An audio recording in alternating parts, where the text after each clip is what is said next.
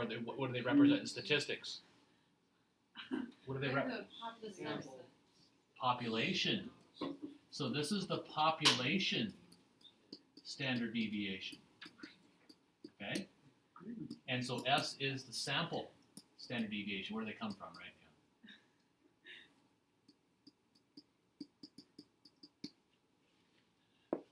So last Friday, you had to know sigma to be able to make a confidence interval. Well, this week we don't know sigma. We're gonna use as an approximation for sigma. We're gonna use S. So we got more to talk about, but let's just throw this out there right now. So the old formula for E would be the critical z-score times sigma over the square root of n. Well, today your E is going to be S substituted for sigma, and we're not going to be able to use T or Z. We're going to use a critical t-score. Okay? You're going to notice that these t-scores are a little bit bigger than their corresponding z-scores for the 90th and 95th and 97th, 99th. You're going to see they're a little bit bigger. And again, why is that? Because you really have less information. You're using an approximation for the population standard deviation. You're using S. So you're going to have a little bit less information, so you got to end up making it a little bit wider. Okay, you'll see that. Okay. So, requirement for using Z to make a confidence interval, you got to have sigma known. And we talked about this stuff down here. Population has to be normal, or sample size has to be big. Even if sigma is unknown, you still need a normal population or a large sample size. Okay.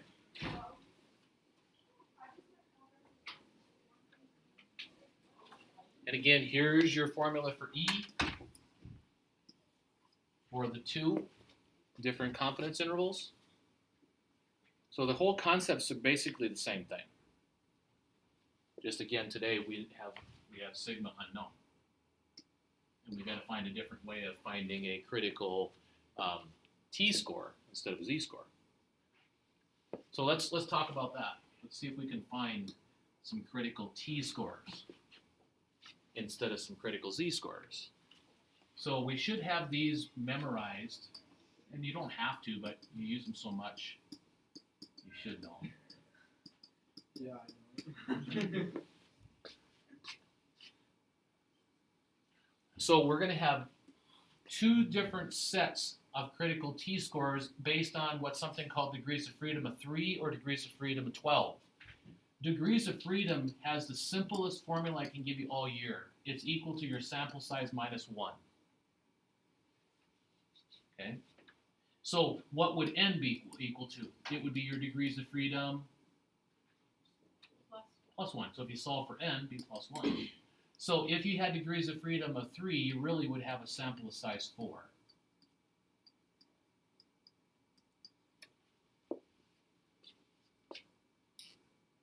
So look at A18 at the very top.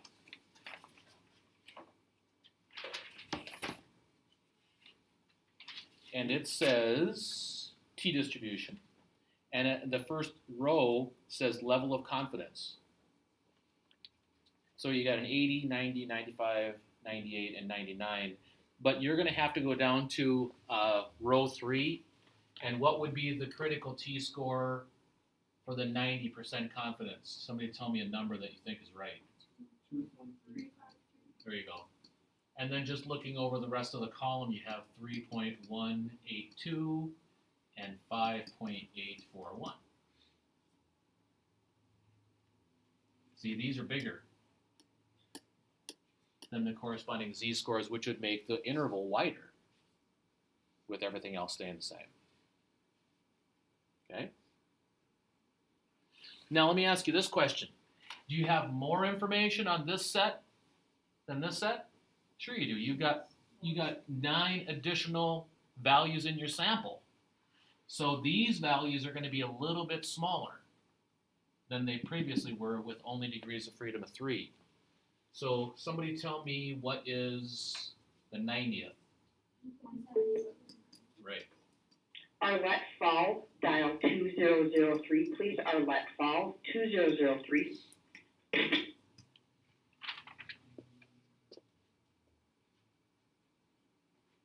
Remember, degrees of freedom is 12.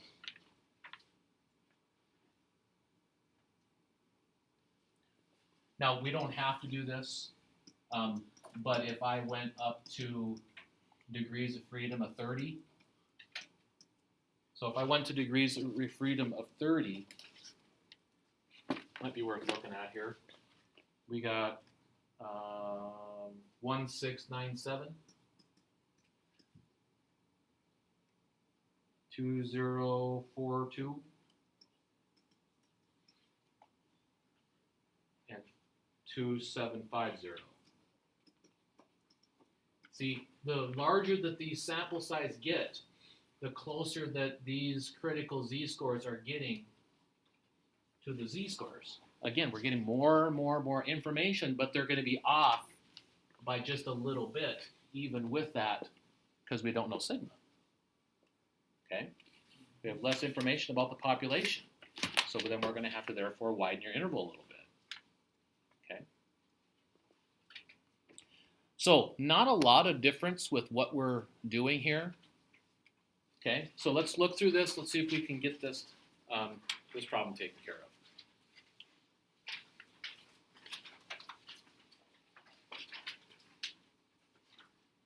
So you randomly select 16 coffee shops and measure the temperature of the coffee sold at each. The sample mean temperature is 162, and the sample standard deviation is 10. Find the 95% confidence interval for the mean temperature. Assume that the temperature is approximately normally distributed. Okay. On these problems at the end, you won't know if you're supposed to make a z interval or a t interval. You'll have to figure it out. So what do you think? Should we do a z or a t here? Z. Z. Well, let's find out. What was it? What's 16? What letter? N. What is 162? Symbol. X bar, because it's a sample mean, and then the sample standard deviation is 10, and that's what is S, right? So 16, 162, 10. Okay? So let's calculate E, and we're probably going to have to make a T interval, right? Because sigma is unknown, okay? Normally distributed. When they say approximately normally, that's good enough. Okay. So T of C times S over the square root of N looks like what T value? 2.131. Because we're talking about a 95% confidence. Degrees of freedom? 15. Right, one less than the sample size. So I'll give you a chance to look at that if you haven't seen that particular value there.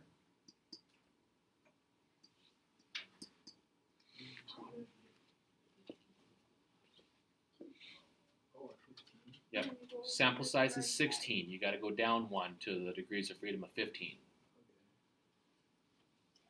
So your confidence interval is going to be X bar plus or minus E, 162 plus or minus 5.3. So that's 156.7 to 167.3.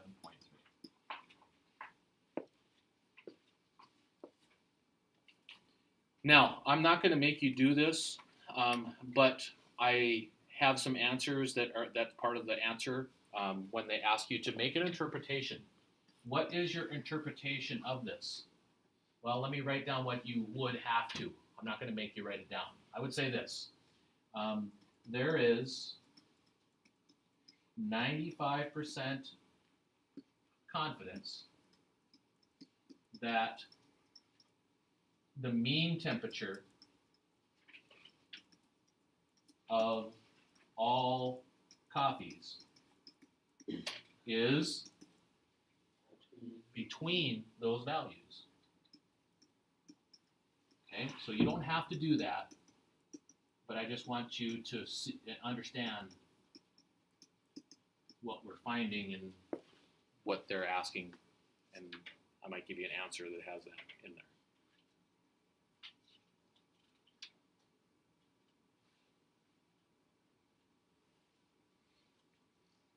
Okay.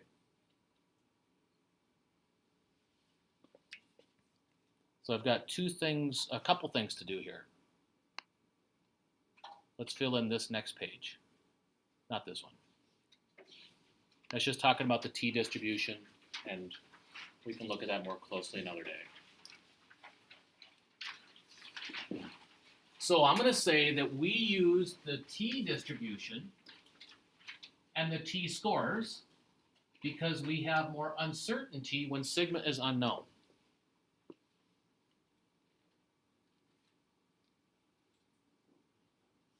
Are the t-scores the same for every sample size? No. So when you have even more uncertainty when n is small. So this uncertainty is represented with larger t-scores, which creates that wider interval. Okay.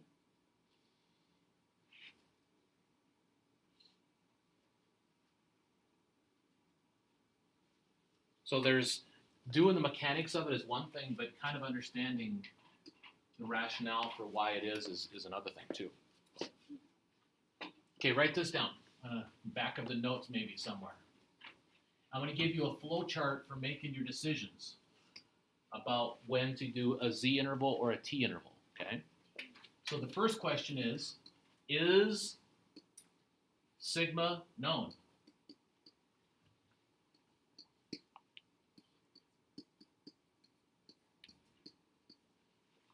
That's the first question you ask.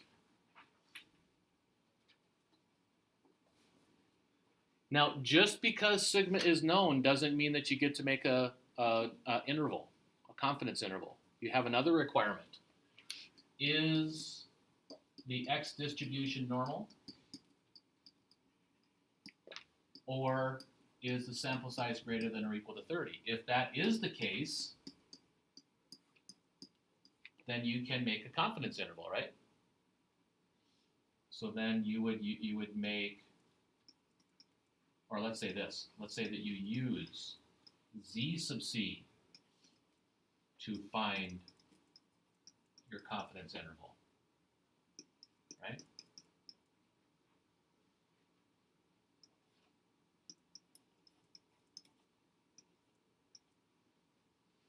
So there would be, let's write like this. I don't know. Let's just do this. Let's go E. E would equal z sub c times sigma or the square root of n, right? Got to know sigma. You got to know that this distribution, then you can use your z. If the answer is no, then you can't make the confidence interval to that question. What does that say? Which one? Can't be done.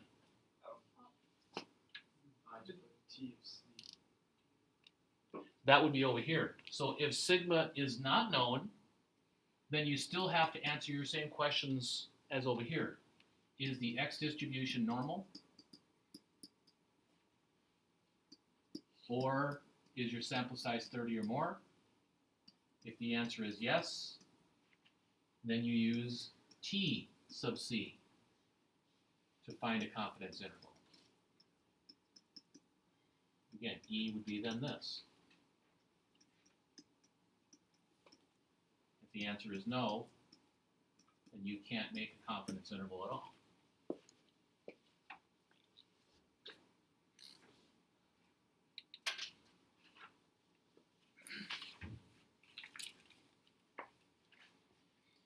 So, I want you to look at page 316, number 25. We'll do that one together. It's a little different.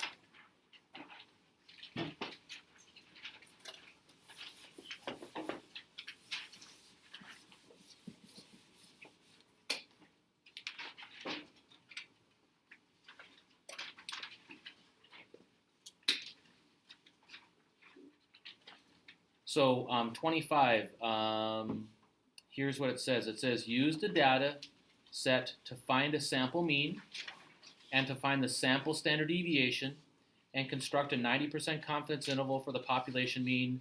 Assume the population is normally distributed. Okay. So we are going to be able to make a confidence interval. Which one? A Z or a T? T, because we don't know sigma. Sigma is not known, but it is approximately normal. So we can do a T confidence interval. So how are we going to calculate that?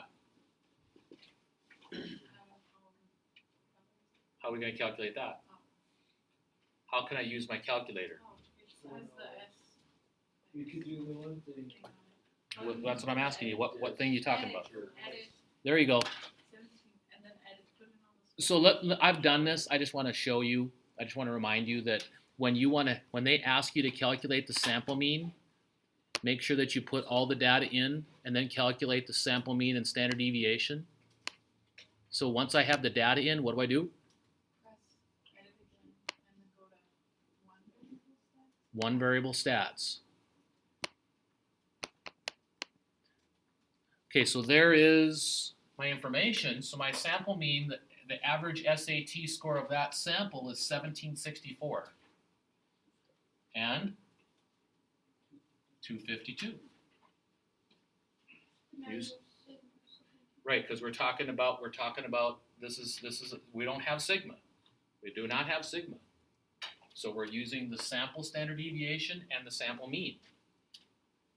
So E is going to equal 252 divided by the square root of, right, how many, there was 12 in the sample, wasn't there? And could you do me one favor and look up degrees of freedom is going to be 11, and we're doing the 99th confidence interval. 3.106. Right. So that will calculate your margin of error.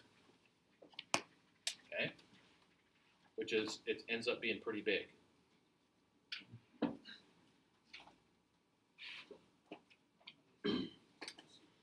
So 226. That's a pretty big margin of error when you're talking about SAT score points. So 1764 plus or minus 226. 1538 to 1990.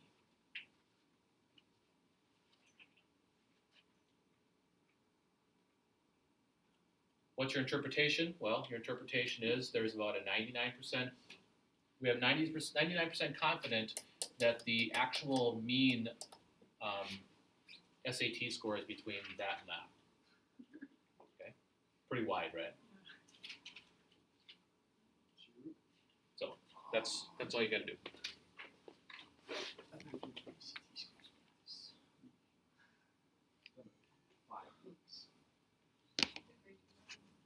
They can throw that away for all I care. I wrote it in like 10 minutes. Yeah, You'll get it. yeah, hopefully you'll get it. Otherwise, maybe You're taking it either way, so. unless you did super good. Unless like somehow I pull out like a 30 without any studying at all, then No, I'm retaking engineering, so yeah, same. I talked to the same lady. She's like, since you're hockey, that I can't take a class straight. Just take it again. That's the best.